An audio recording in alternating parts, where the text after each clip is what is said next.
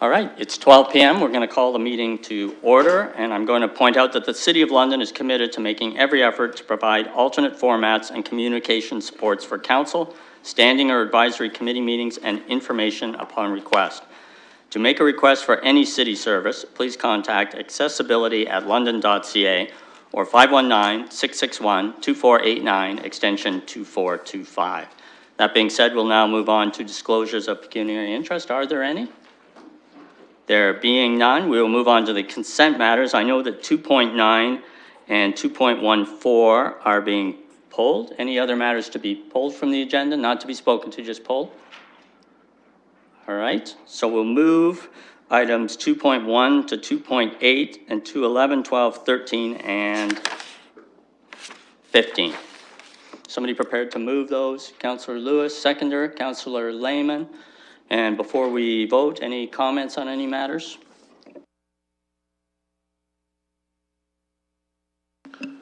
Just a question through you, staff. On 2.4, how many parking spots are being removed from these changes?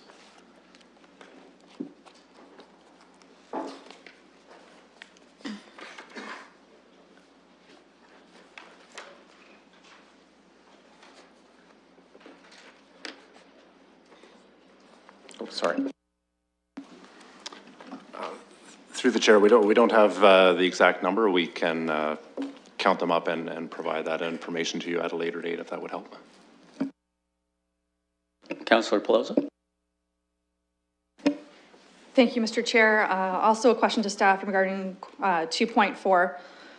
Realizing that the first hour would be free, followed by the second hour being paid at a parking meter, how would you prepay for that if you want to go for dinner, that you just put money in the meter and then not have to rush back in the middle of it?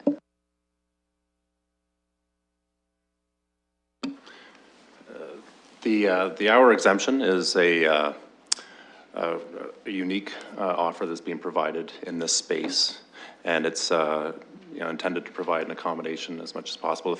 If someone was to want to pay for an hour after having been there, they could utilize the Honk app using their smartphone and access it that way from wherever they are.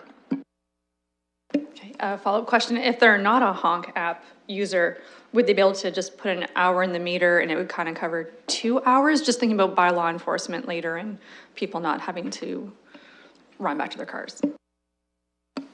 Yes, if they accessed a parking meter from a side street, they could pay 2 hours at a time, and that would get them to the that full 2 hour coverage. Any other comments? Councillor Lewis. Thank you, Chair, and through you to staff on item 2.6, the Renew London. Lots of great information in here. I was just wondering specifically rail crossing approvals and flagging, and having advocated for repairs to a level crossing on Clark Road in the past, I know that working with the railways is not the easiest thing to do ever, but is there a reason that the projects with rail crossings specifically outline the Egerton Street phases 1 and 2? There was no mention of the Dundas East project that's in these top 10, which does cross the CP rail line at Hale. Is there a reason that wasn't referenced, or was it just were those ones that were referenced just as an example? Yes, dealing with the railways is always challenging. Their priorities. Oftentimes we try to find alignments, but oftentimes they have priorities regarding rolling trains down rails, and road crossings get fit in as possible and based on their schedule, and they are a higher order authority. So it's a challenge on a lot of projects. The ones that are cited in here are examples, and some depending on the scope of the project, some encounter more obstacles than others, and it's a degree, and yes, the ones in here are examples of that. Any further questions or comments? Councillor Pelosi. Thank you, and through the chair to staff. There are several items in this report as we've been discussing it at council. Recognizing that we're looking at separating more of our stormwater runoff from our sewers. After these projects go forward, could you speak to how many kilometers worth of storm sewers are left needing separation? Through the chair, we usually bring that information forward when we bring forward the actual committee report for the construction. We can get you that information, it's not a problem. What we'll do is we'll get you the most recent report, and it actually summarizes how much is left, and we can do that before council. Anything further, Councillor Layman? A few questions as well through you, Mr. Chair, to staff, again on 2.6. When tenders are awarded, I see it's usually done on a dollar value. Do tenders involve time of completion? So for example, if a certain project was projected to be $14 million, a contractor came in and said, I'll do that over 3 months at 13 million, but another contractor came in and said, I would do it at 13.5 million, but I'll do it in 2 months. Is that taken into account, or is it strictly on the dollar?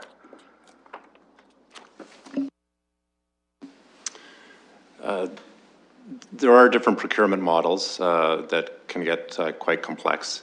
We do exactly what you're talking about within our tenders, and that enables us to clearly and quite simply follow our procurement policy, which is a low bid tender award. But within those tenders, we will, if there's critical components of it with impacts, significant impacts to road users or adjacent property owners and businesses, we'll often put in what we refer to as incentives and disincentives in order to focus the contractor on the schedule constraints and try to minimize the impact on road users and adjacent property owners that way. I know some cities like Toronto, they have staff, road construction going on through the night as opposed to during the day when very, 401, for example, or in highly congested areas in the city. Has London explored that option, or where are we at on that consideration? Yeah, through the chair, yes, we do. Our general approach for longer term contracts is to provide completion dates that we feel are reasonably achievable, and the more critical and substantive the impacts to road users, will squeeze those down. However, for some projects, we will actually dictate some of the processes the contractor is to use. We've found over the years that in general, it's best not to be too prescriptive with respect to approach to construction methods, because the contractors who are hired are typically the best to figure out the quickest and most economical approaches to get things done. However, if we know there are impacts, say, if we want to avoid opening business hours, if we're in an intense commercial environment, we will stipulate hourly restrictions and things such as nighttime work.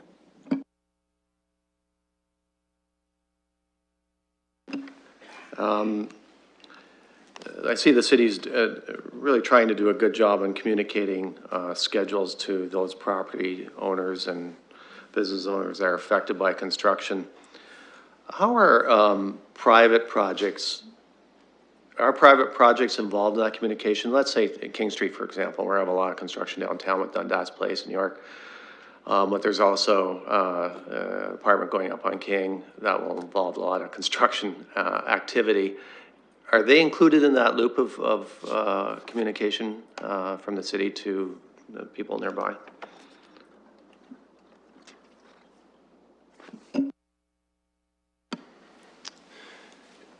It is certainly a challenge in the municipal right-of-way to coordinate all of the works that go on, and this report is primarily focused on city-led capital works, but it does also try to encompass the numerous private utility disruptions And also, as you mentioned, private developments that are adjacent to the right-of-way, but that will also have impacts. So one very functional way to do that is through our utility coordinating committee. And that is a group that meets every second week, all year long. And it's where anyone that wants to do work in the right-of-way has to come and get buy-in from all the different groups, so it acts as a coordinating body. And then at the end of that is a permit of approved works for work in the right-of-way. So that is a very functional group. It works well here in London, and it best attempts to manage on a network level the impacts of both the city-led works and also the private works affecting the right-of-way. Through the chair, would that utility coordinating committee share that information to the group that is responsible for communicating schedules? Yes, we've taken it to a new level in the past year, and some of the key staff members are sitting over there. Ugo Candido from our construction administration office, Megan Hutchinson from our communications office, and Jimmy Anchula, our downtown business liaison. What that group did with respect to the core area is there's a recognition that there's a whole lot of work, a whole lot of capital work, both city and private works in the core, so downtown and sometimes beyond the downtown borders. And they've really created an integrated approach, and that involves both the coordination efforts with all the different parties, but also a streamlined communications approach, which involves direct communications to property owners, public service announcements, social media, website postings, and a key tool is our Renew London website, which is being improved, and with new connectivity to the Waze app can reach out to many additional road users than we have in the past. Just to follow up on that's great, and I encourage staff to work hard at integrating the private work as well, because I think a lot of times people think they see the communication from the city and they think, oh, okay, I understand the road's being torn up now, but I didn't hear about this going on over here. And they blame the city for not, why didn't you tell us? Well, they don't understand. They don't see it. They just see trucks and fences and dirt. So I hope the city staff can continue on that integration of private work as well as commercial work. And it's great that I see we're using Waze to help us out in that communication and helping people get around the city. Councillor Pelosi. Thank you, Mr. Chair, and through the chair to staff in regards to item 2.13, our tendering of rehabilitation projects.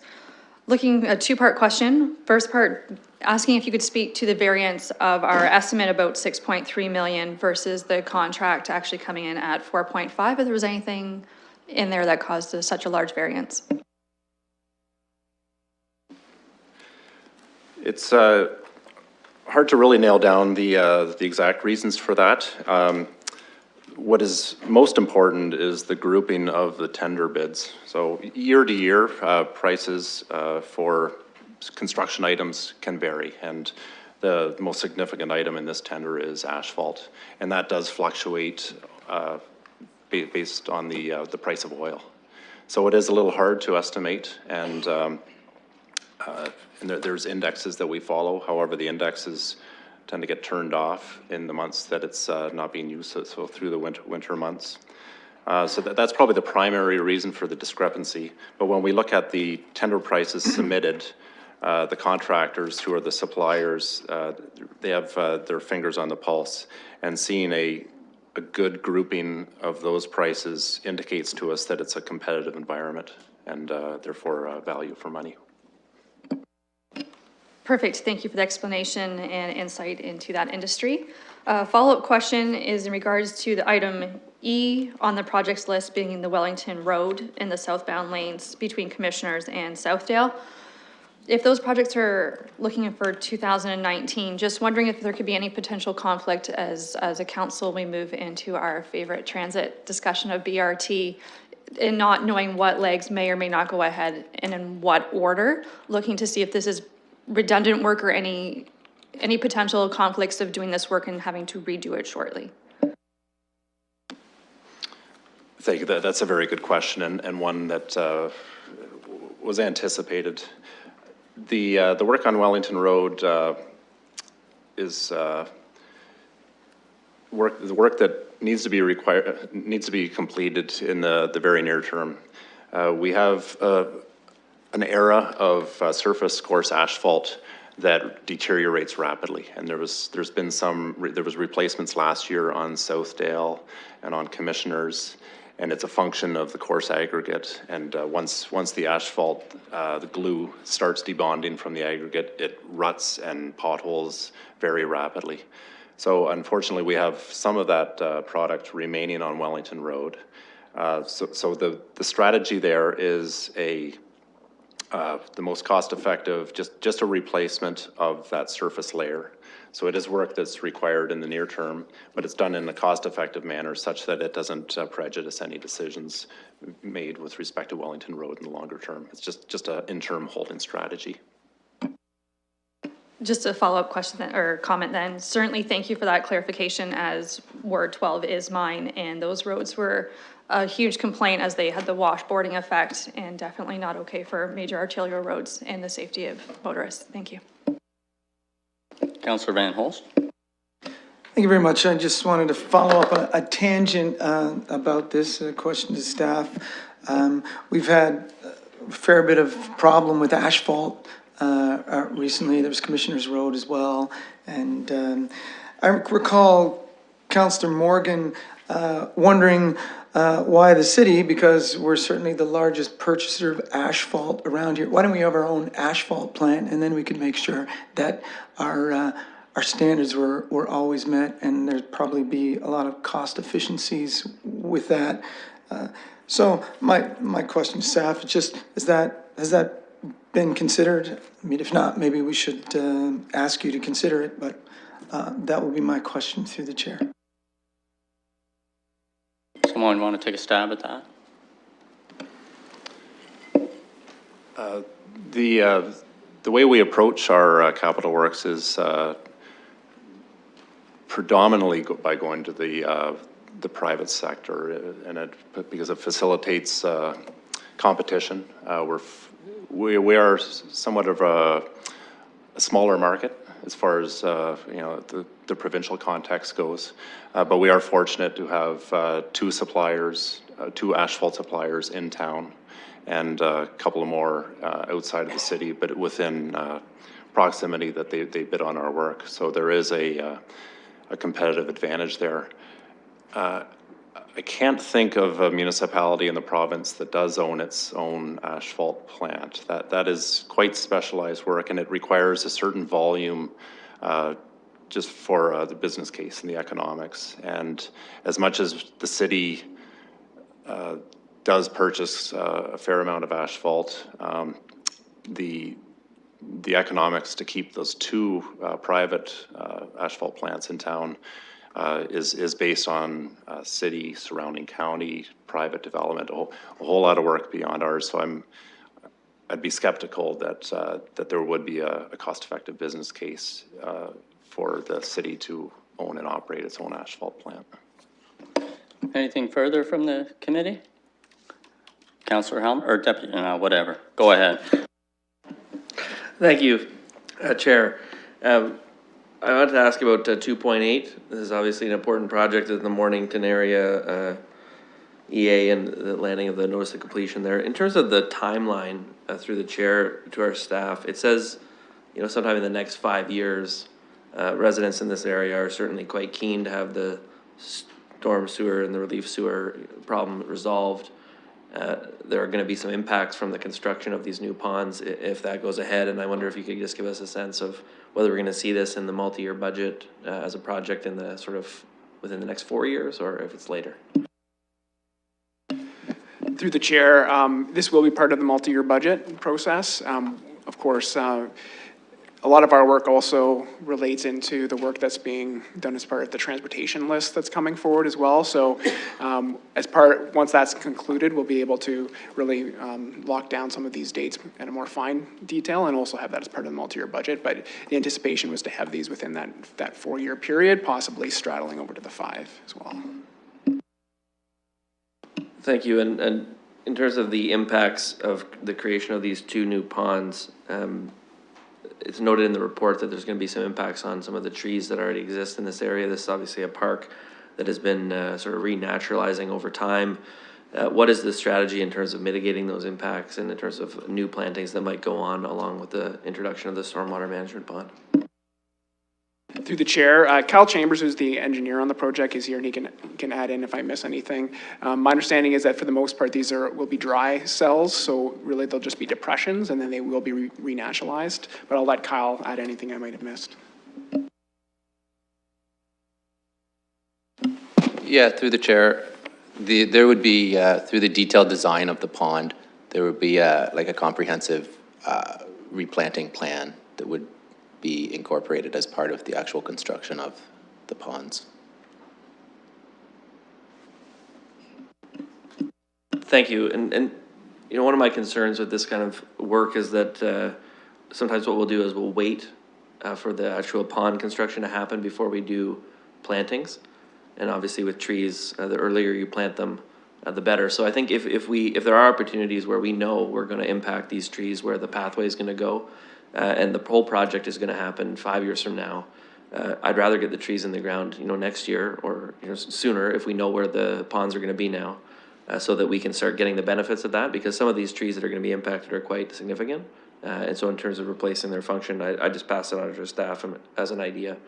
My last comment is about the infrastructure renewal, and I'm glad that Councillor Lewis raised the issue around the railway crossing. So the first phase of this Egerton project, I'm just looking around the room, see who was working on that one. Yeah, we ran into some pretty significant delays related to the railway, and trying to get through there in a effective way. The business owners in that area were reaching their breaking point in terms of frustrations. What happens a lot of times when we run into these coordination issues with the railway is work just stops.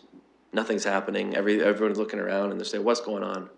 And so, you know, this next part here is a pretty big section crossing another part of the railway system. And I would just encourage our staff, if there's anything we need to do at a council level to communicate to the railway companies, something about being able to work together in an effective way, don't be shy in raising that up. I know that it can be very frustrating at the staff level between the city and the railway companies. But I think it is getting to the point where it's just not functioning very well, and we really need to make some improvements in that and how we're able to work together. So I just say that as a comment. Councillor Lehman? Just further on this issue. Obviously, this is an area that has been on our radar with residents suffering of chronic wet basements. Have we identified other areas of the city where this is occurring? And if so, how many do we have, and what are the plans to address them? Sorry, just to clarify, so that's other areas where we're having issues with railways and coordinating with them?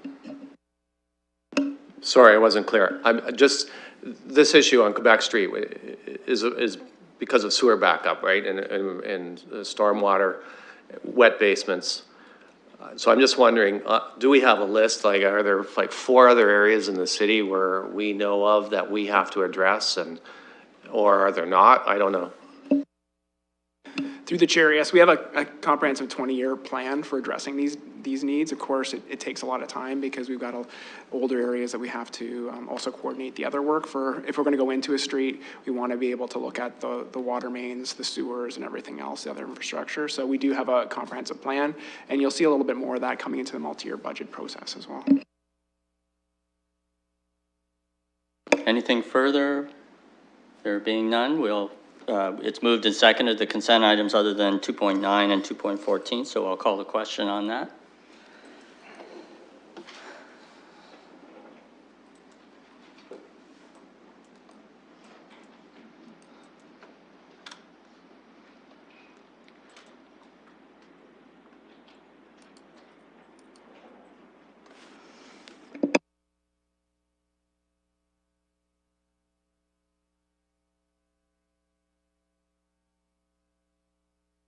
Closing the vote, motion passed 5-0.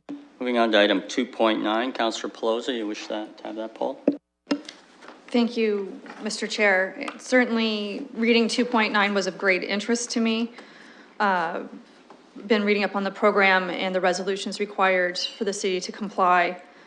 Recognizing that London is making great strides at reconciliation with our Indigenous neighbors and how sacred water is to everyone and a necessity of life. And recognizing that we're almost in compliance with the resolutions put forward. Asking that we would not receive and go with the recommendation to simply receive this information, but asking that we move forward with staff to see how they can go about making changes to our arrears of billing to comply with the payment of not cutting off someone's water, recognizing the city hasn't been doing that anyways, and we already seem to have really compassionate programs to help lower income people and people who have water breakage in their home to comply. And looking forward to seeing that our neighbors in Bayfield take advantage of this program, as does Niagara Falls. And certainly changing our perception of what bottled water is and recognizing that it's normally just tap water, and London has an extremely high record of compliance and excellence in our water services. And our Thirstmobile is wonderful at events, so used, and you see people roaming Victoria Park looking for it because they know it's there somewhere, that we are making strides in hoping that we can do a little bit more. So just so I'm clear, do you have a motion or something you want to bring forward? Then I'll ask for comments from staff. Thank you. My motion would be that we proceed with the recommendation from our advisory committee on the environment and continue looking into how we would address the arrears of our billing of water to meet all resolutions. Okay, just so I'm clear, what staff said in their report is that if we do want to consider it further, that further work would be undertaken to understand the final implications. So that means coming back with a report to saying, if you do this, it's going to cost X amount of money. And I just want to understand that that's what you're looking for rather than an immediate implementation of the Blue Communities program. Which one are you looking for?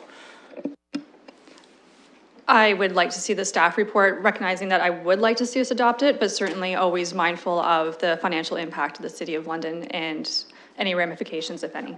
I'll just get staff to comment on providing a report back on the financial implications of adopting the Blue Communities program. Through the chair, that wouldn't be a problem to do that. What we'd be looking at is actually contacting some of the other cities that have been involved to try to get see how they quantify this. Our major concern is that if we change this policy, are people more likely to not want to pay their water bills? As you mentioned, when we looked at the number of people that were disconnecting, it's very minimal at the current time. So what we'd be doing is just, reaching out to other municipalities, and we could probably bring that forward by Q3 of 2019. All right, so the motion would be to get a report back from staff on the financial implications of going to the Blue Community program. And I'll need a seconder for that. Councillor Lewis is seconding. All right, we'll move on to discussion of the motion. Councillor Lewis. Thank you, Chair, and through you to colleagues. I certainly appreciate the spirit of the Blue Communities. I'm glad that we're looking for a report back on this right now on the feasibility. I would be concerned about what the financial implications may be, and to staff's comments, I too, as I was reading through this report, wondered what the disincentive for paying the bills might be if we move forward with this. So I'd like to learn more, and I think it would be a good opportunity for us to get that information, so I'll leave it at that. Further questions? Councillor Van Holst. Thank you, Mr. Chair. I do have some reservations about some rights-based arguments. So there's the argument here is everybody has a right to water, but rights don't generally create an obligation in someone else. You may have a structure and you say I have a right to water, therefore the city has to create infrastructure to pump the water to my house and give it to me for free. That's very different from, say, in Bolivia, where the water was privatized in a city, and people were told they weren't even allowed to collect water in rainwater in pots. And there were huge riots over that because you're actually interfering with someone's right to have something. I'd also point out that for London Hydro, we have to deal with a moratorium on turning off people's power during the winter. So what generally happens is that during the winter months, the accounts receivable rises drastically until April, when people are now have to pay. So we don't, of course, disconnect anyone, but there is a large amount of non-payment, and that stops when all of a sudden you can collect. If we've got a situation where there's nothing like that, where you just can't force someone to collect, then why would I pay my water bill if it's simply my right to have the city send me water? So I've got a concern about that. Some of the other ones too, I'll point out, there's the water bottles, and I think preventing people from purchasing water other than the city water is a bit of a problem, because of course we're putting fluoride in the water. People are trying to avoid that. Parents are supposed to be monitoring their child's fluoride intake to make sure that they don't develop fluorosis, and if they don't have, if all of a sudden they don't have an alternative, they're not going to be able to do that. So there's my two concerns about this. And I guess my last point is to say that these are largely moralistic arguments, but when we look at the practical arguments, it's really not a problem that we have here in London. So thank you. Other comments? Yeah, just from the chair, I have some difficulties in saying that even though we're doing a really good job, and I've never heard anybody actually contact me and say I'm having difficulty with water, that now we have to put a policy in place and rules in place to somehow move us to a different standard when we're already doing a really good job. So I'm not gonna support this. Anything further?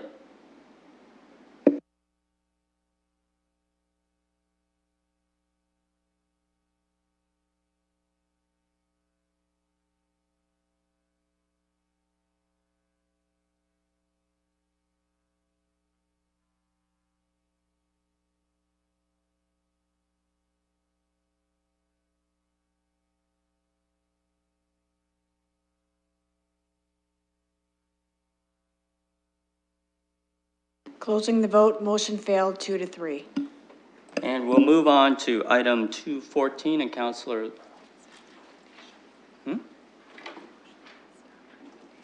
we have to have a motion to accept the staff recommendation. Councillor Lewis, seconder. Councillor Lehman, any further discussion? Call the vote.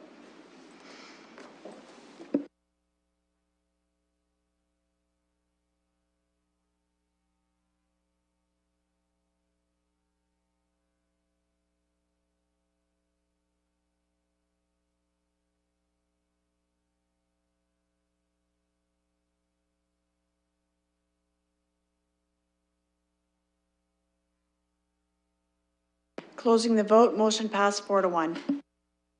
Now we'll move on to item 2.14, Councillor Lewis. Thank you, Mr. Chair. And I just wanted to pull this really to be brief, to thank staff for the very hard work that I know that they've put into this item, because I have been bugging them since the day I got here to make this a priority. So colleagues are aware, as an important infrastructure renewal project as it relates to the community's ability to access the East London Community Centre. We're building a brand new state-of-the-art, almost $20 million community facility in East Lyons Park. And unfortunately, somehow the road renewal around that facility was not actually scheduled until sometime for the 2025 to 2030 window. This moves that up to get the process started next year. I know that the neighborhood is going to welcome this. I've seen already the letter of notice that will be going out to residents in the first phase of this, what will end up being a two-phase project. There will be one section done in 2020 and then another section undertaken in 2021. This is absolutely vital renewal for the East End. Some of these streets, and Calgary Street in particular, floods every time it rains. And I don't mean every time it rains heavy, I mean every time there's a slight mist in the air. Calgary and Whitney becomes a swimming pool, but we want the swimming pool at the community center, not the swimming pool at the intersection. When we took a look at the intersection, one of the reasons that the drainage is an issue is because we're talking about two 6-inch pipes, which I believe, and Mr. Mathers may correct me if I'm wrong, but I believe those date to 1927. There's a reason that that intersection is flooding. So this will not only be good for the residents of the Calgary, Wavell, Churchill, Vancouver, the provincial streets, as I like to call them. It'll be good for all of those residents, but it'll also be good for the community. The primary entrance to our new East London Community Center is going to be at the intersection of Churchill and Calgary. Getting into the parking lot, certainly many people will use transit, but many people will be driving in, and this will be an important means for them to access this. So again, I just want to thank staff. I've been, every time I see Mr. McCrae in the halls, I ask him if the Churchill-Calgary Street project is taken care of yet, and he says, stay tuned, stay tuned. Well, here it is, and I just want to thank them all for their hard work. Would you like to move it? I will move that. We have a seconder, Councillor Lehman. Any further discussion? Call the question.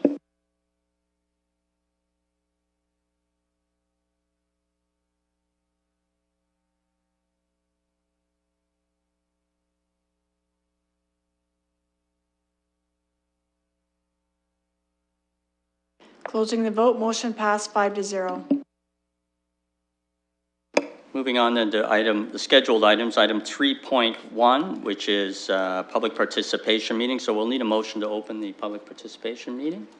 Moved by Councillor Lewis, seconded by Councillor Van Holst. Any comments? Then we'll call the question.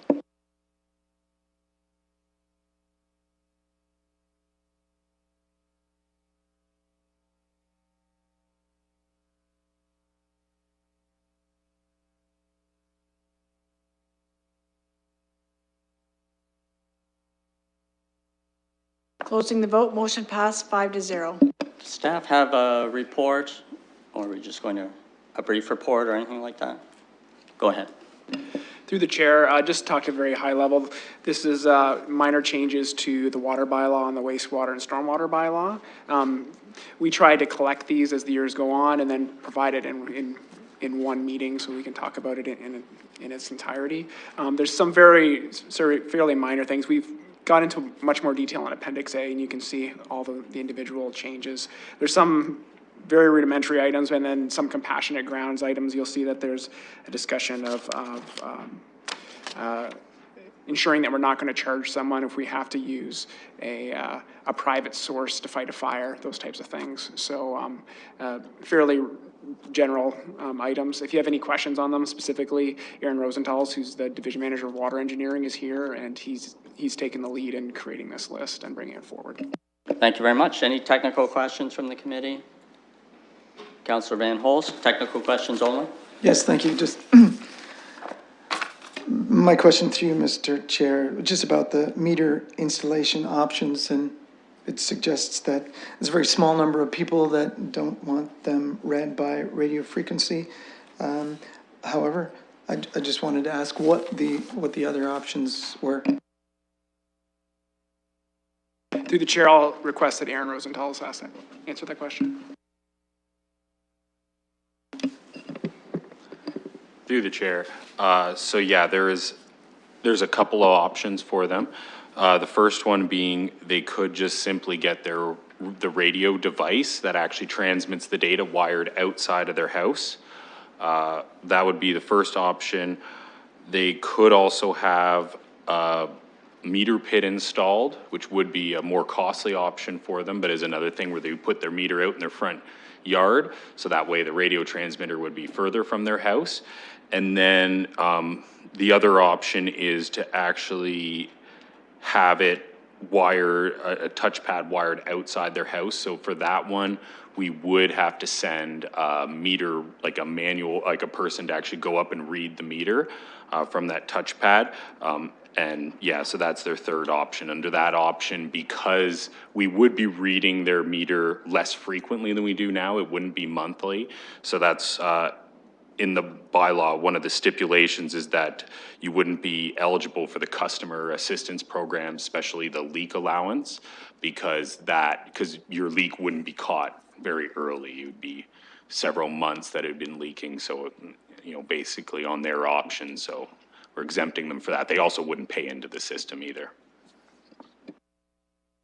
Okay, thank you. Of course, that's a good point. We do have a leak allowance program, so if something goes wrong, and we'll help financially if a lot of water is lost, rather than require the resident to pay that. It is a one-time kind of program.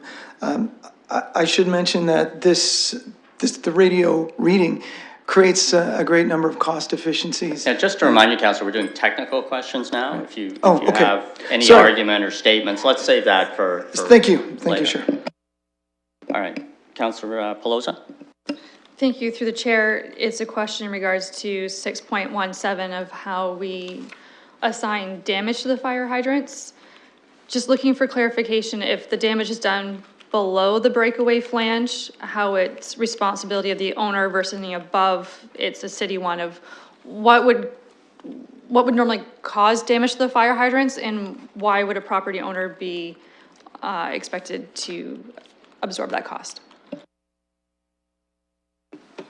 Through the chair, so typically the damage would either be regular wear and tear or a vehicle striking it. That would be when it's to the proper hydrant itself. But this is a private hydrant connected to their private water main system. So if it's below that, that's actually part of their private water mains that they have to maintain anyway. So that cost goes to them. Any further technical questions? There being none, we will open the meeting up to the public. Just to keep in mind, I'll move from my left over to my right. If anyone wishes to speak, you come to one of the microphones and you can speak for up to 5 minutes at that point in time. So I'll start over to my left. Security's informed me they will not be asking questions today, so we'll move over into the two people in the center section. Do either of you wish to speak? We'll move over onto the right side. There's 3 people there. Anyone wish to speak? Asking once, asking twice, no change of heart, 3 times. We'll move to close the public participation meeting. Councillor Van Holst, seconded by Councillor Pelosa. Any further discussion? There being none, we'll call the question.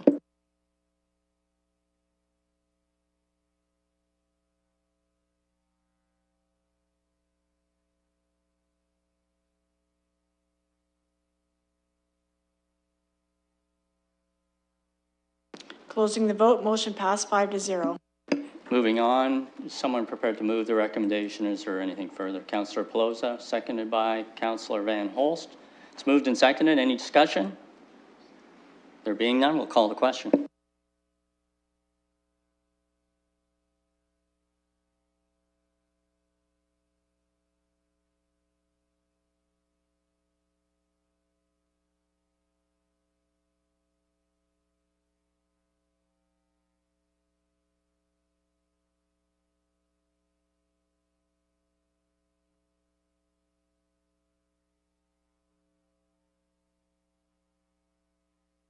Closing the vote, motion passed 5-0. Moving on to item 4.1, that's correspondence from Councillors Pelosa and Lewis. And I just thought before we discuss it further that perhaps staff could address the issue of bike lanes and when stopping and parking are currently allowed in bike lanes, so we have a clear view of where we are in the city.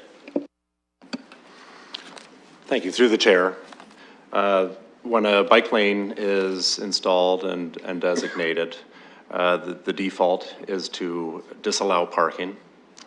And then further to that, based on the road and also the surrounding context of the surrounding property use and interactions with the road, no stopping is also sometimes implemented. And this is Sometimes 24 hours. So for example, on the recent Colburn Cycle Track project, it's no stopping 24 hours.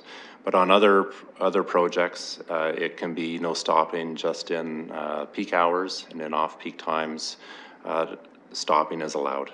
Because what parking enables, a no parking zone, allows for active loading and unloading of goods or people. And so, for example, in a residential area, that can enable furniture deliveries, in a business environment, business deliveries. So it's a mitigation measure that's applied based on project specific assessment. And oftentimes these projects involve the removal of parking, so it's one mitigation measure that is sometimes offered based on the context. So that's sort of the general approach across the city. All right, so with that background, councillors, I don't know if one of you wants to speak to this matter, or both of you. Councillor Ploza? Thank you, Mr. Chair, and for staff for laying the foundation of how we found ourselves here.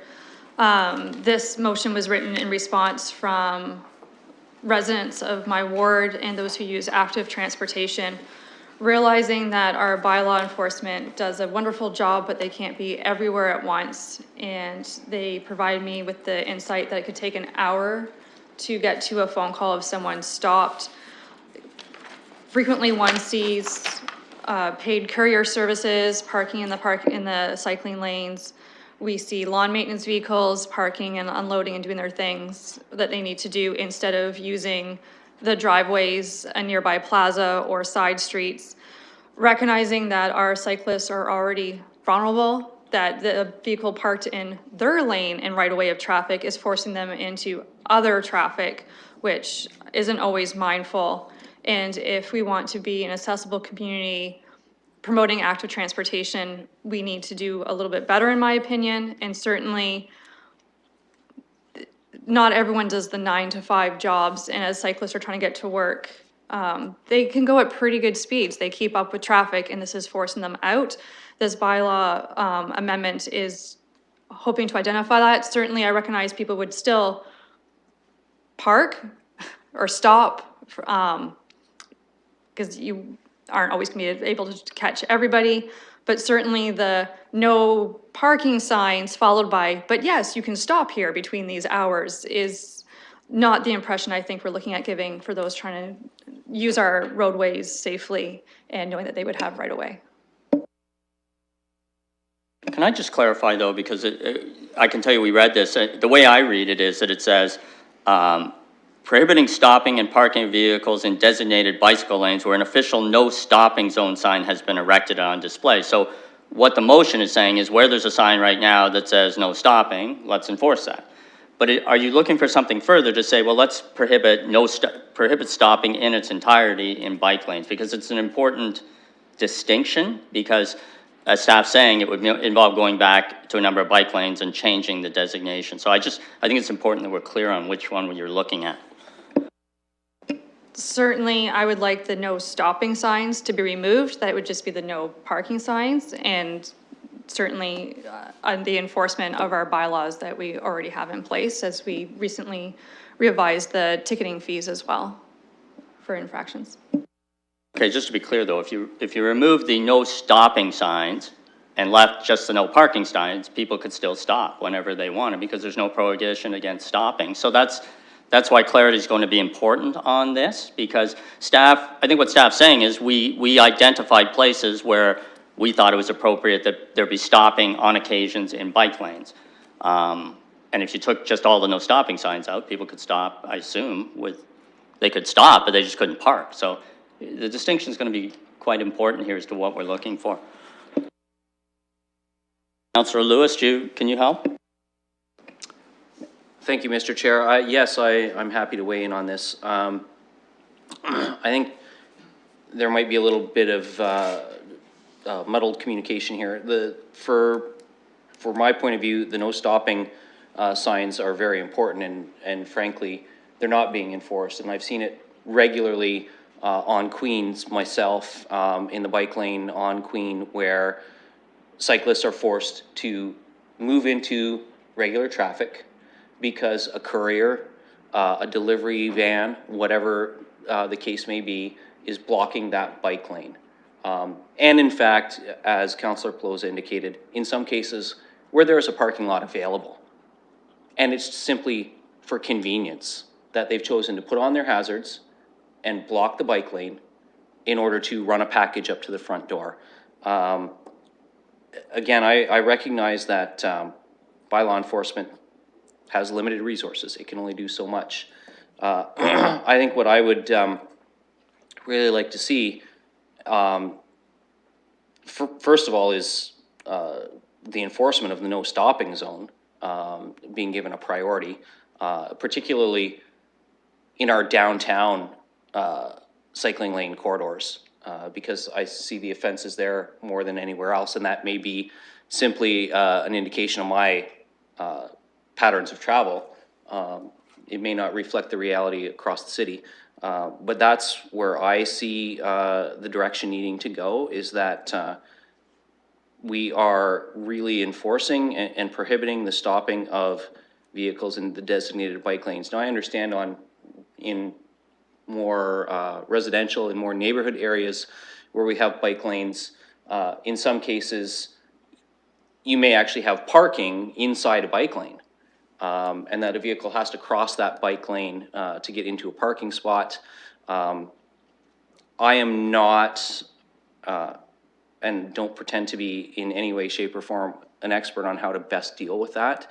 I was hoping that we could get some staff direction, some recommendations on how to better protect the cycling lanes for flow through traffic without impeding access to parking spaces and things like that. So does that help clarify? It does help. It seems to me what the councillors are asking for is better enforcement of current prohibitions of stopping in bike lanes. And I mean, of course, there's two different things. There's prohibiting something and then enforcing that prohibition. For instance, I have many people in my ward who come to me all the time and says, there's a sign there that says no left turn, and people keep left turning and nothing happens. And my answer to them is, well, if a police officer is not there or someone there to enforce it when it happens, it doesn't get enforced. So I don't know what else staff can do. I suppose Mr. Katola could come back and provide a report on this matter. Enforcement could come back, but I'm not sure if you have thoughts on enforcement. Yeah, through the chair, that is correct. The enforcement lies with development and compliance services, and we can take this desire for improved and enhanced enforcement back to them and see what ideas they have. Perhaps they could do a publicized blitz or something of that nature, if that helps. But it is, I think it does need to be recognized that it is a challenge to enforce these kind of activities, right? Because the vehicle may only be there for 10 minutes or less. So, but it certainly, it is, we do recognize the frustration from cyclists, and so we'll follow up with Mr. Katolik and see what ideas they have. Would the councillors like a report back on that to this committee, or is it something you want to do offline? It's up to you. Thank you, Mr. Chair. I would like a report back, recognizing that it would be expensive to build protected cycling lanes everywhere in the city, but certainly my intention is that the cycling lanes are for active transportation and cycling. And certainly this was written with the consideration of Upper Queen Street in Ward 12. There's cycling lanes, it's a hill, people really get going, and it's a narrower road, and you're allowed to stop. And there's no businesses there. And I was looking for a way not to have all these neighborhoods petition local residents and do petitions, that it was just, certainly if there's no businesses for sure in sight, that you just don't stop. You use a driveway, you use a side street, and you stay out of the cycling lane. That was where this was coming from. Okay, so now there's two different issues, which is reviewing the non-stopping signs in certain bike lanes and then better enforcement. So it's really good. Again, staff's going to want to know, what are we asking them to come back with a report saying, here's some bike lanes that people have been allowed to park in or stop in, and now we're going to change that. We've looked at it, we're going to change that. Or is it that in addition to how do we enforce the present rules? I mean, I'm just trying to make sure that staff knows what they're going to be answering. can it be an A and B? Because certainly I feel they go hand in hand of better enforcement and clear visions of when we're promoting transportation of, we're actually gonna give a right of way to a cyclist. All right, so just so we understand, if I say, I'm just trying to help. So we're having an A part, which is for staff to report back on better enforcement of prohibited stopping and parking in bike lanes. And then part B is staff report back with a review of any bike lanes where the parking or stopping will be changed or potentially can be changed. Is that what you're looking for? Yep, go ahead. Thank you, Mr. Chair. I think the Part A, you've got nailed down. I think Part B, what we're looking for is a review to report back to us on which cycling lanes currently are no stopping zones and which are currently no parking zones and which are neither. I think what we want is an overview of the cycling lane network to see which lanes have which prohibitions applied to them, so that we can take a look at and see if, at the council level, if there's any areas that we may want to look at changing. But first, we need to see where the prohibitions are. Just for staff, how big a job is that? I mean, we're a big city, we got lots of bike lanes. Is that a huge, I just want us to appreciate what we're asking you to do. That'll be a matter of scouring through the bylaw, but it's not an insurmountable task, and we can provide that back to the committee. Any further comments on, we'll get the motion drafted and then we'll do that, but Councillor Van Holst, you want to comment? Thank you. So it looks like we want enforcement overall, and then we're also looking at these sort of case-by-case basis where we should have no stopping, and that may be better from a petition standpoint. So what we might want is a way to streamline those requests from residents who think this particular area we shouldn't be able to stop in. That might be helpful. I think that would be inherent in what's going on, because it just appears to me that some councillors are looking for particular bike lanes to have no longer stopping and parking, and providing those to councillors will enable them to move forward on that if indeed that's what they want to do. Councillor Lewis? Thank you, Mr. Chair, and that is indeed, I think, what we're looking to do here. And in part, through you, in reply to Councillor Van Holst, one of the problems that we've identified with the petition process, of course, is that the petition is dependent on residents. And the users of the cycling lanes are commuters. They may not, in fact, live in the area where they would like to see a no stopping enforced. And so the petition process does not capture their desire as commuters to see no parking or no stopping enforced. So we need another mechanism here. The petition mechanism really doesn't work because it's not necessarily, the residents are certainly impacted, but they are not solely the individuals impacted. The cyclists themselves are impacted as well.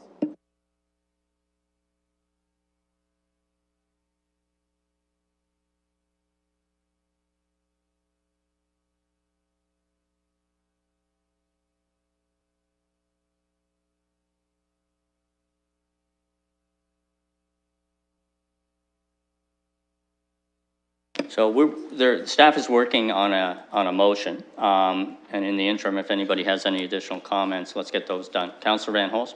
Thank you. I have a question through you to staff. And here I'm asking for what would happen if, say, a courier were to stop in a lane. There's a cycling lane. Let's say there's 2 lanes for traffic going in one direction and a cycling lane, and they stop. Normally they would stop in this situation on the cycling lane. What if they were to stop and put their flashers on, but not over the cycling lane? They'd still be blocking a lane. That would be a response that the couriers could do, but I don't know how that would be perceived by our bylaw enforcement for people driving and not seeing a cyclist, it would seem like they're kind of parking in the middle of the lane. Well, you're asking for an opinion on how bylaw enforcement is going to enforce a bylaw. And that's not really our purview from you're asking for an opinion, sort of a legal opinion, so whether they would enforce a bylaw. And I don't know if staff would want to answer that question, because a bylaw is a bylaw is a bylaw, and if you're breaking it, you get a ticket. Whether you're whether you're a courier or a liquor truck or whatever you are, if you're breaking the rules, you don't get an exemption because you're a vendor. Maybe I'm venturing too far, but I think that's right. No, so I am looking for a comment, but let's talk about a situation where it's not a no stopping or not no parking, but let's say I drive and I'm going to park, and I could stop if I wanted, but I decide out of respect for the cyclist, I park in the left portion of the lane instead of the right portion of the lane that's over top of the cyclists. I'd like staff's opinion on that thing. I've never seen anybody do it, but somebody could.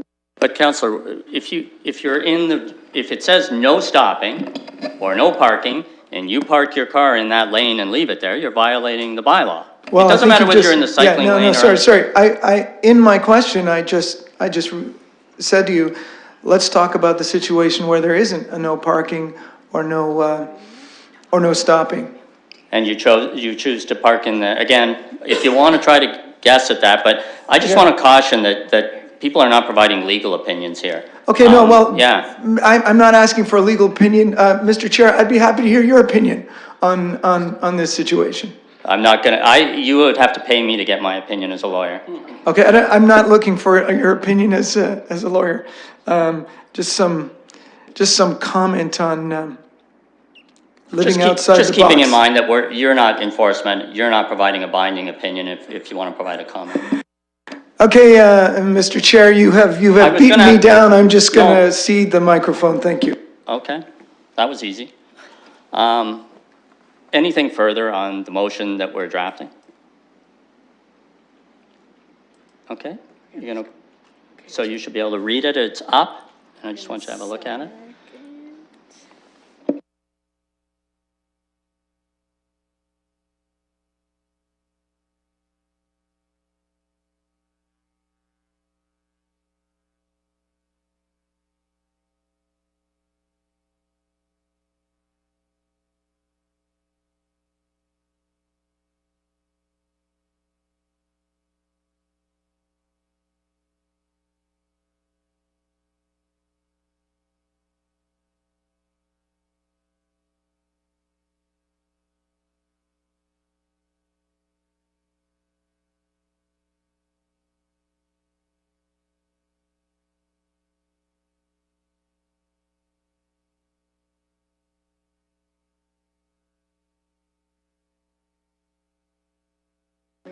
That should be an A or B, but I'm going to have the proposers look at that and see if you want to move it and second it, which it hasn't been yet.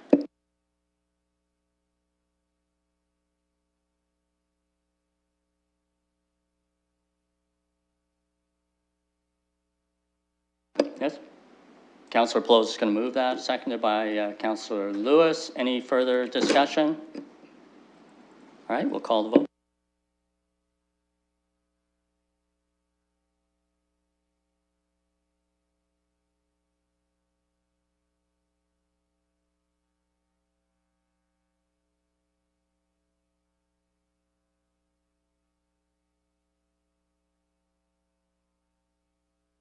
Closing the vote, motion passed 5-0.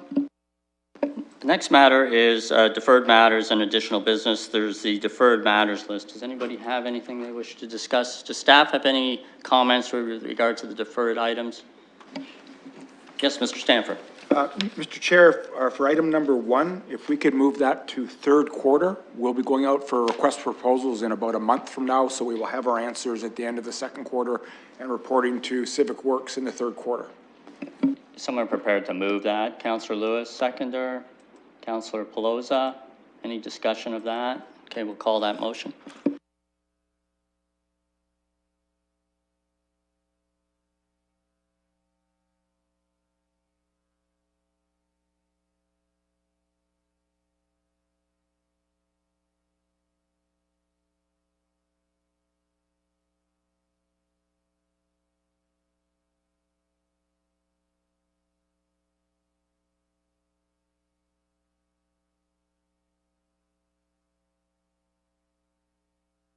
Closing the vote, motion passed 5-0.